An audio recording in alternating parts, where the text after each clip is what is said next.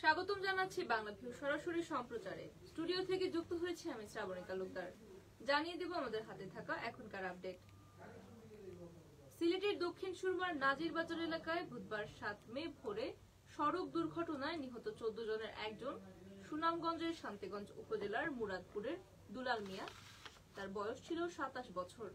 প্রায় 3 মাস আগে সুনামগঞ্জের ছাতকে বালুবাহী দুটি নৌকার সংঘর্ষে নিহত হয়েছিলেন তার বড় ভাই হেলাল আহমেদ। সকাল 10টার দিকে Sylhet MAG Osmani medical college হাসপাতালে মর্গের সামনে দাঁড়িয়ে একথা জানান মৃত দুই ভাইয়ের ফুফাতো ভাই মোহাম্মদ শাহিন। উল্লেখ্য, দক্ষিণ সুরমার নাজিরবাজার এলাকার এই ভয়াবহ দুর্ঘটনায় নিহত 14 জনের মরদেহ স্বজনদের কাছে হস্তান্তর করা হয়েছে।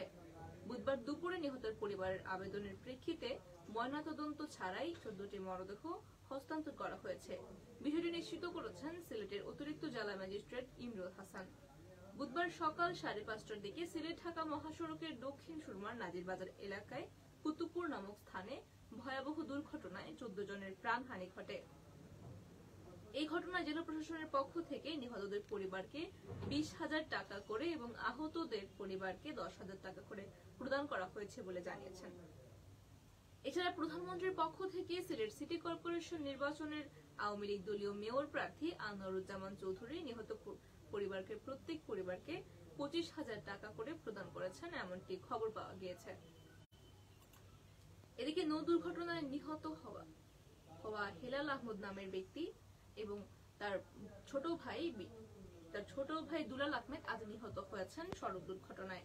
শাহিন বলেন, দুলালের বড় ভাই হেলাল আহমদ প্রায় 3 মাস আগে একটি নৌ দুর্ঘটনায় মারা যান। তিনি স্ত্রী ও 2 সন্তান রেখে মারা গিয়েছিলেন। মাসখানেক আগে পরিবারের লোকজন হেলালের স্ত্রী শারমিন বেগমকে বিয়ে দেন ছোট ভাই দুলাল মিয়ার সঙ্গে। বিয়ে 2 সপ্তাহ পর কাজের জন্য সিলেটে আসেন দুলাল। থাকতেন আম্বরখানা সাপ্লাই এলাকার ভাড়া বাসায়। উল্লেখ্য, বুধবার ভোরে তিনি নগরীর আম্বরখানা থেকে ঢালাইয়ের কাজ করতে একটি পিকআপ ভ্যানে করে যাচ্ছিলেন কাজের উদ্দেশ্যে এবং কাজে যাওয়ার সময় 30 জন নির্মাণ শ্রমিক ওসমানীনগর উপজেলার গোয়ালাবাজার যাচ্ছিলেন।